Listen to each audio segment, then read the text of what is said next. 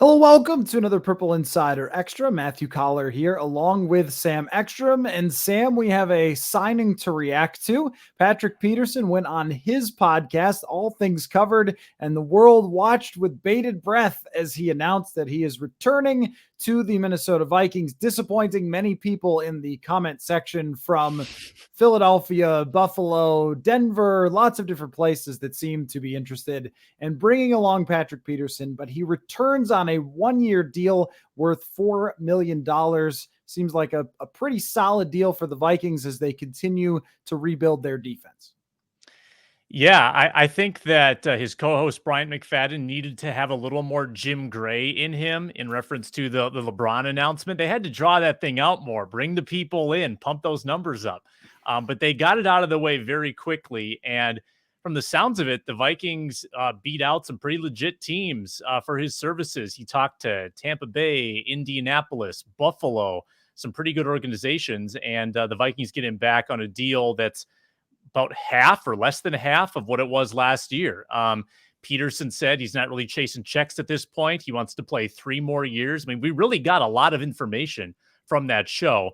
And for him to return amidst a very uncertain defense with a coaching change, that's pretty big for the Vikings. I did not expect this whatsoever. I assumed that Patrick Peterson would sort of see the changing of the guard and move on, and maybe the Vikings wouldn't even want that back, but the price was right. The interest was there. And now they solidify the other boundary corner spot opposite Cameron Dantzler, which was a gigantic question mark in my mind.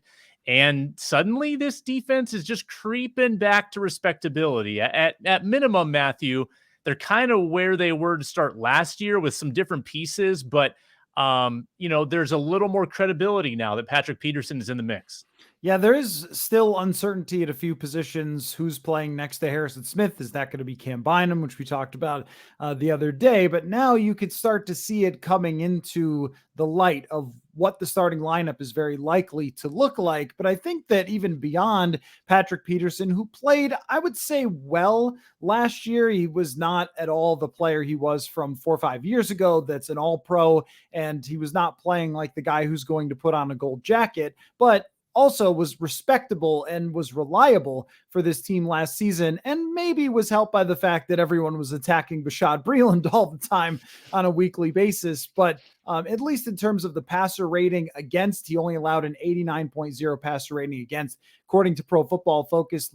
Like you said, that's not going to get you an all-pro nod, but it's also going to keep you on the field as a quality starter. But beyond that, if we're looking a little bit down the road here, if the Vikings draft a corner, which seems inevitable in either the first or second round, considering where the long-term prospects of that position are, Patrick Peterson is just a heck of a guy to have there. Last year, we saw him mentor a lot of the younger players, take guys underneath his wing, teach them out on the field, to be a coach on the field for a lot of these players who he became close with, including Cameron Dantzler, even Chris Boyd, who was more of a depth corner, but they seemed to really bond to each other last year.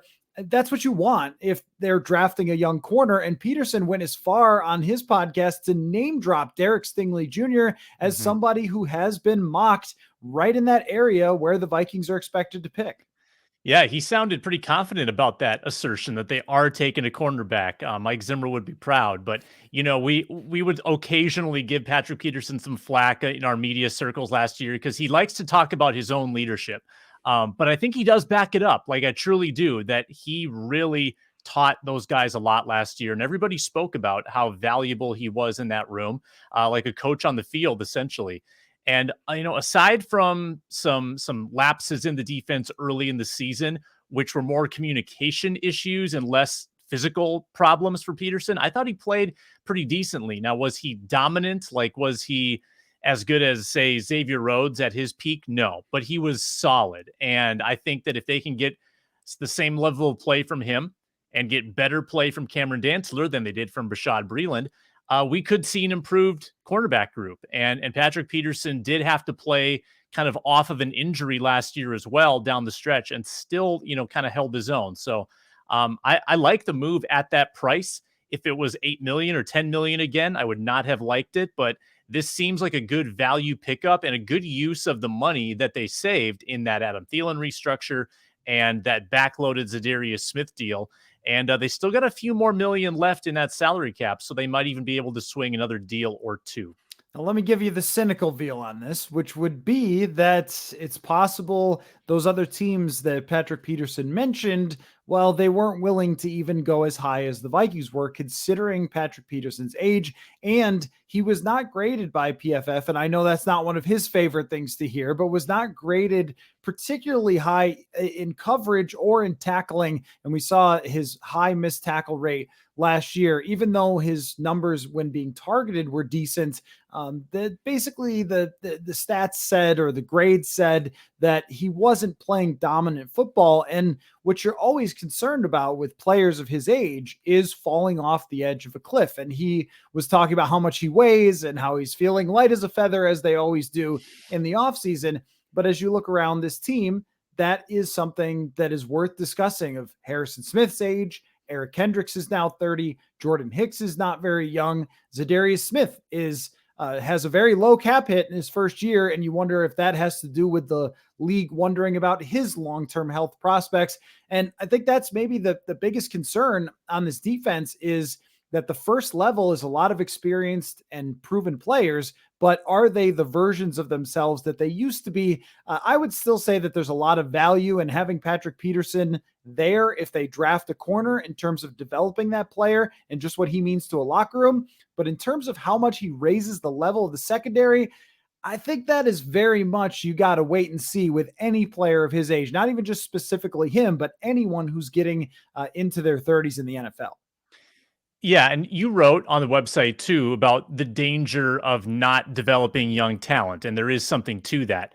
But frankly, if you look at the difference between Peterson and who would have been in that spot had they not signed him, I mean, it could have been dicey. You know, it could have been a rookie who they draft, could have been Chris Boyd or Harrison Hand or Nate Hairston, and I don't need to see much more of them. I mean, the drop off from Peterson to a player like that, I think, is pretty steep. And you know, while we, I think Matthew would say that, well, the Vikings have really kind of gone with this older defense. They're not taking the rebuild route, and we've frowned upon that approach. But now they are taking this approach, which is, we want to win this year.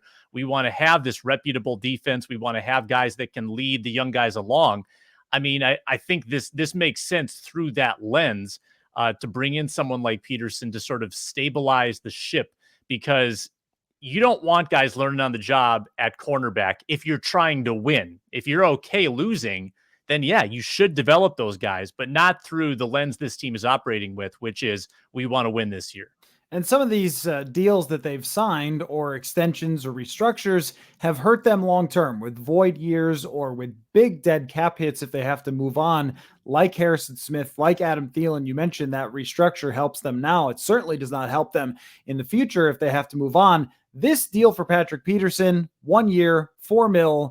It is what it is. Like, this is it. It's a year-to-year type of player, and it's not something that's going to cost them down the road. So the implications, even if he doesn't play incredibly well, are probably good long-term in terms of having him around. So Patrick Peterson back with the Minnesota Vikings. He thrills Vikings fans on his live podcast that was streaming on YouTube. So kind of a fun thing for Vikings fans here tonight in the middle of the offseason. So we'll have more of a breakdown, especially on the draft element of this, over at the Purple Insider podcast. Talked with Chris Trapasso of CBS Sports. Make sure you go check that out. And we will be back here again on Purple Insider Extra.